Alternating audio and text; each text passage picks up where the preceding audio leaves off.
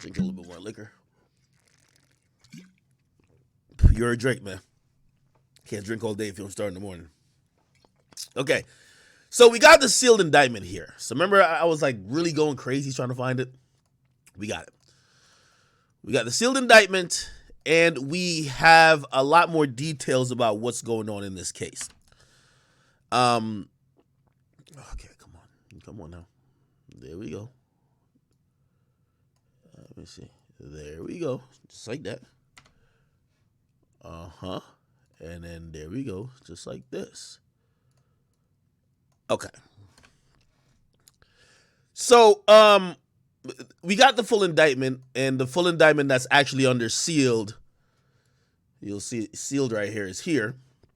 This is the complaint that was issued and lodged against Boosie. I think I may have read some of this, but it was probably from like an abridged document because this was sealed until like 2 days ago. So anyway, I mean, we pretty much covered all this, and I think I kind of showed you some of this stuff, right? Yeah. So basically, because I don't want to bore you guys with the long details. They start off by saying, and again, this is how they kind of write a probable cause, complaint. Again, remember, this is a probable cause complaint. It's not necessarily like an indictment by a grand jury, if you know the difference. Anyway, May 6th, some police officer was conducting an intelligence gathering. This is what the feds is calling using Instagram, intelligence gathering. This is why we see these tough guys on Instagram going crazy. Like, you know what I mean? According to everybody, Vlad is the cops. They say I be a little bit fetty too. You know what I mean? They're like, yeah, sometimes acts the feds. My nigga, you are on Instagram, you are already basically in front of the precinct, okay? Officer viewed a publicly available Instagram. Let's see. Whatever. Seen the gun. They showed the exhibit, blah, blah. Upon review, they so they was looking at one guy's Instagram, which is this guy. They seen Boosie in it. They see a gun in his pocket.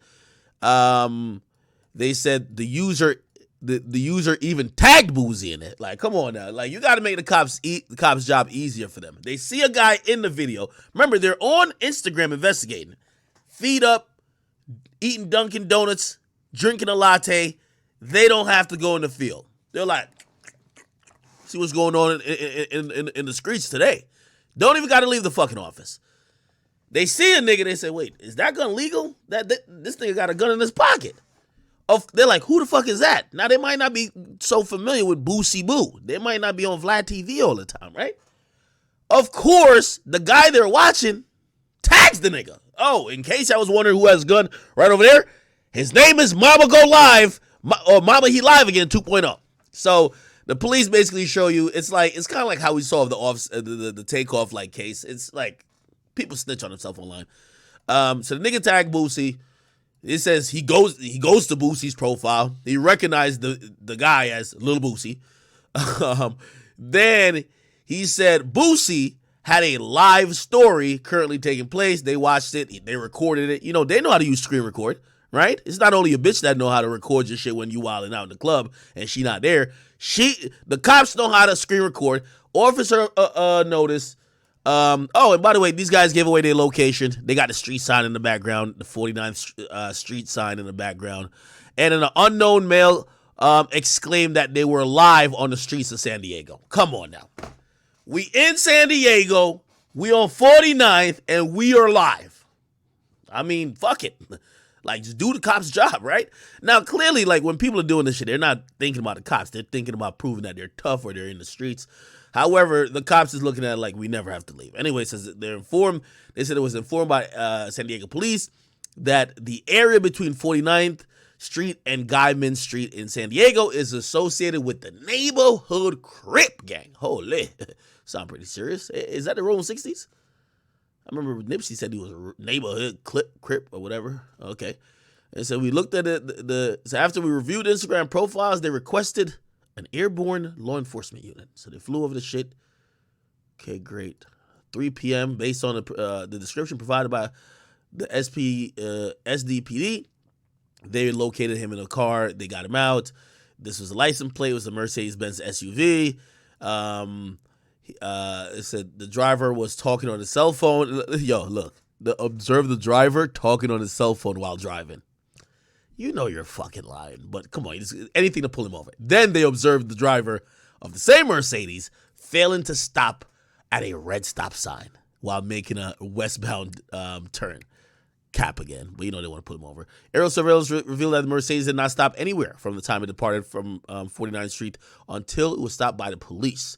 They tried to conduct a traffic stop, but the vehicle failed to yield and continued westbound on Market Street. The vehicle continued to drive slowly, blah, blah, for approximately 1 block before coming to a complete stop. Prior to blah, blah, blah, da, da, da, I was informed that in their experience, when individuals who continue to drive at a slow rate of speed while police are attempting to conduct a traffic stop, they may be trying to attempt to conceal some firearms or contraband.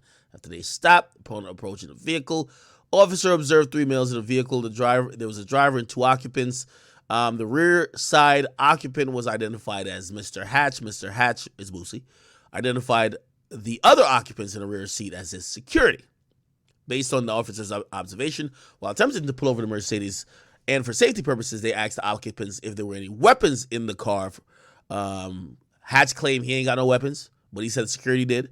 When asked where was the weapons located, security pointed down towards the right side of his body. Officers observed the security guard had a black satchel worn across his upper body. Okay. Officers asked Hatch and the driver to step out of the vehicle and placed both Hatch and the driver in handcuffs. During the search of the black satchel worn by the security officer, located a black and purple HS product model Hellcat 9mm caliber, wearing this serial number. A magazine contains 7 rounds of 9mm caliber inserted into a magazine well of the firearm. Blah, blah, blah. Okay, cool. During the search, they located another firearm, a black Glock model 19. Glock 19. That's a good carry. Good carry gun. It's not too small in case you got big hands like I got big hands. But it's not it's not like a 45, which is it's hard to conceal. Anyway, 9mm bearing, blah blah, and the magazine contained 9 rounds. Okay. The firearm was located on the rear passenger seat where the security guard and Hatch were seated. Holy, boys is doing their thing. The firearm was in close proximity of all 3 individuals inside the vehicle. Furthermore, a Glock gun box was located on the rear floorboard on the rear driver's side. Officers also located a suspected marijuana joint in the center console of the vehicle. Hatch, the security guard, and driver were placed on arrest for multiple firearms violation. During the search incident to the arrest of Hatch, officers located multiple stacks of cash in his left pocket, totaling to about $16,000, 854.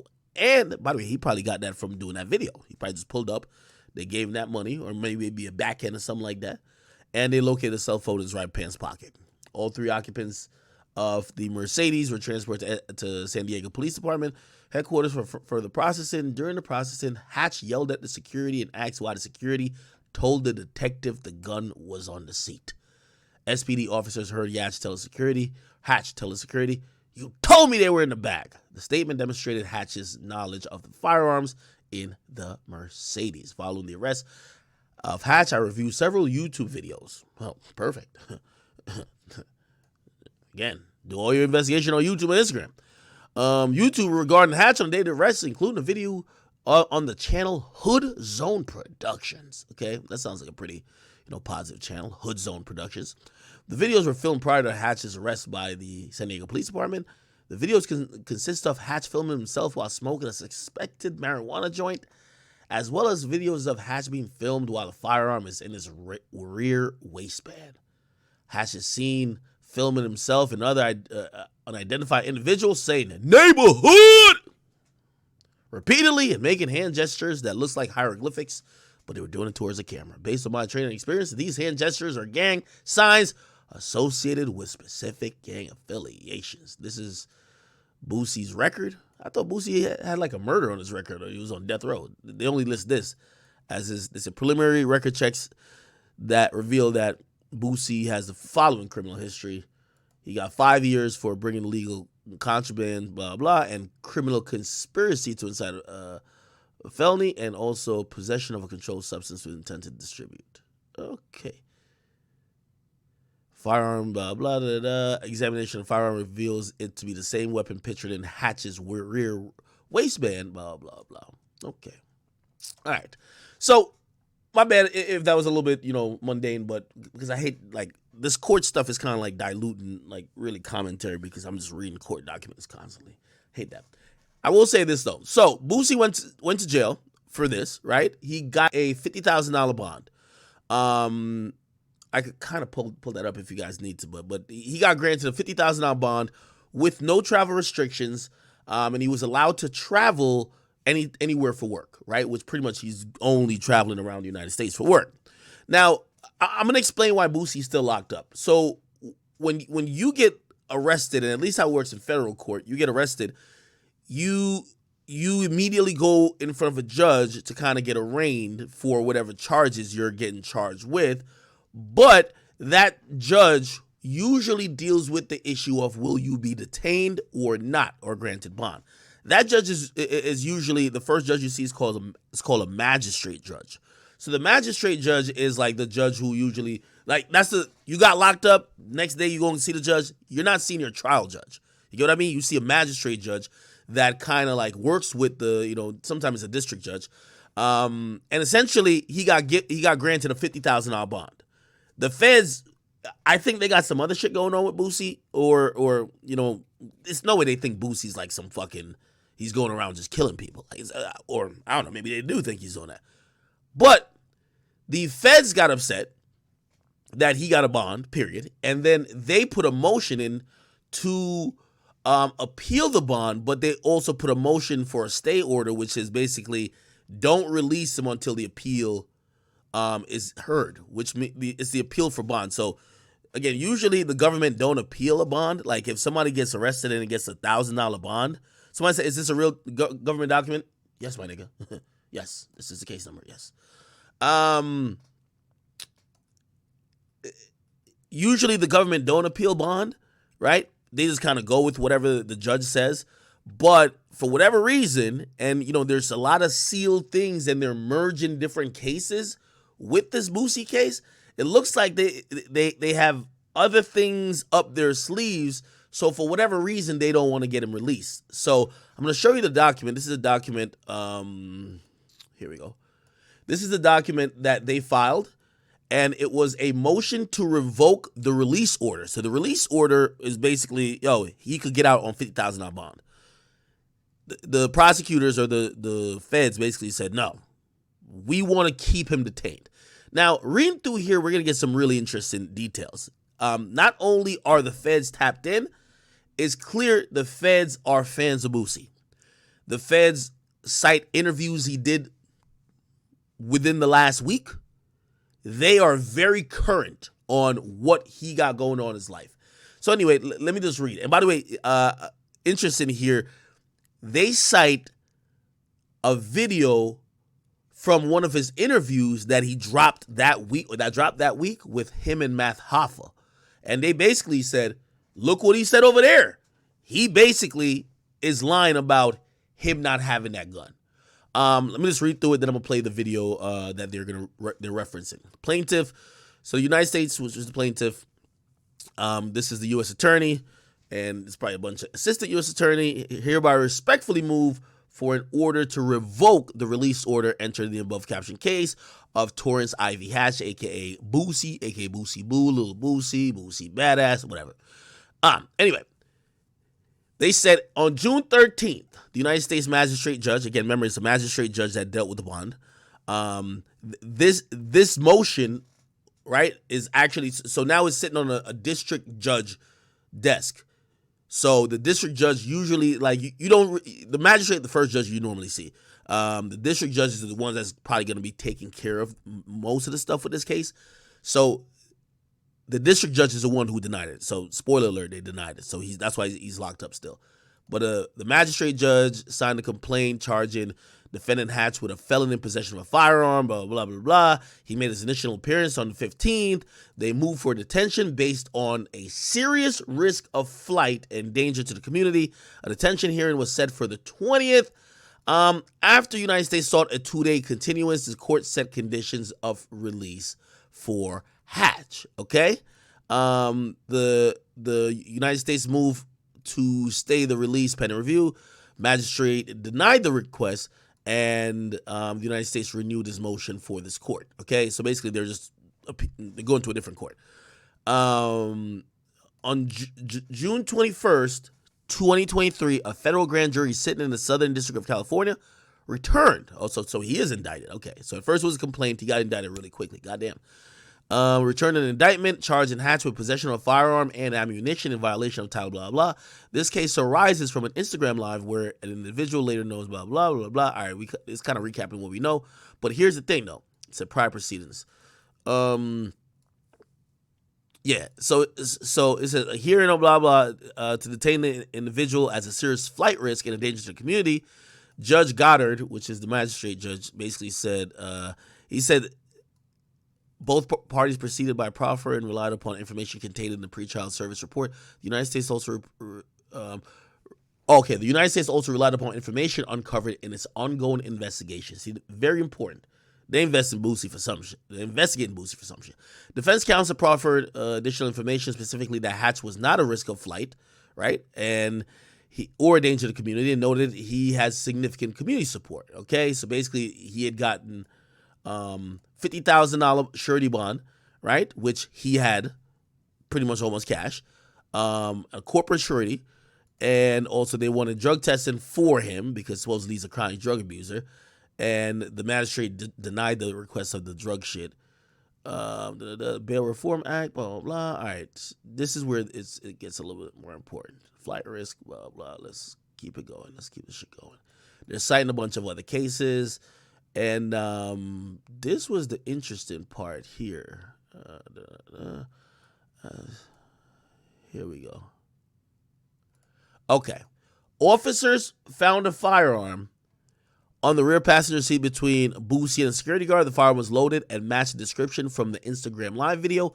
Hatch claimed the firearms belonged to a security guard, but Hatch's prior statements revealed that this was a well-thought-out plan to arm himself, then hide the truth from law enforcement. In Exhibit 1A, clip of a podcast episode. Holy.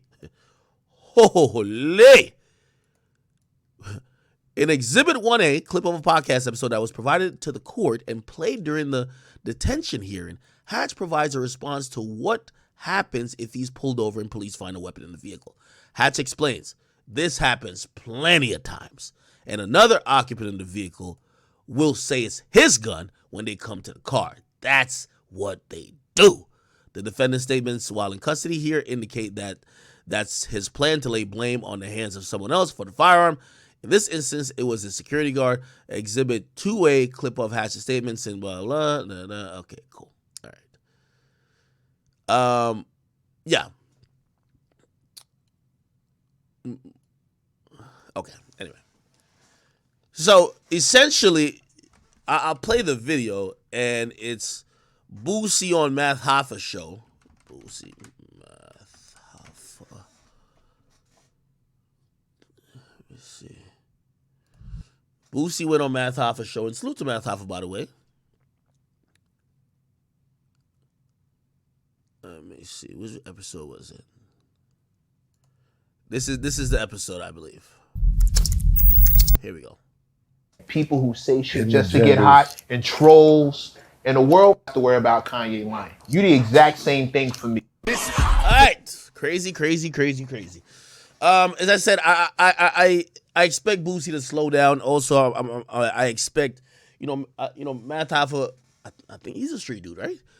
I don't think he's trying to ask questions to jam people up, but I do think it's very important. And by the way, I'm not getting at Math Hoffa at all. Let me tell everybody, I don't care. Sometimes people like to nitpick and like to pick on people, especially in the media, who they believe they could pick on, right? So if it's like a Vlad, you're like, yeah, he's a cop. Or like it's an Akademiks, he's a cop or whatever, right? If you are an interviewer, there is no cool street way to ask questions, my nigga. Like there is, again, if you are a street dude and you ever ask a nigga about criminal shit, you're just like Vlad and everybody else. Like it's, again, the nature of being in media. Nobody's trying to get nobody jammed up.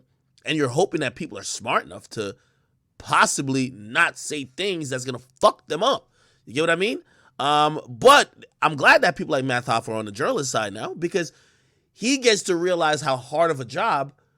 Again, I don't think he was asking that question to trick Boosie into anything like that, but he's probably hoping that Boosie's not gonna say some shit that would probably use against him later in court. He did. Yeah, that's what it is. Okay.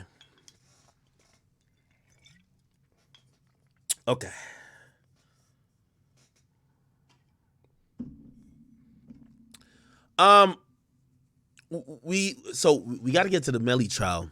Apparently there was a nigga that showed up in a shiesty mask today, like it's an undercover cop or something like that. I guess this nigga been working in the streets, and he has to come testify. He knows some of the street niggas in court, so he can't just blow his cover, but they need his testimony, so he came in a shiesty, which I'm like, what the fuck? Anyway,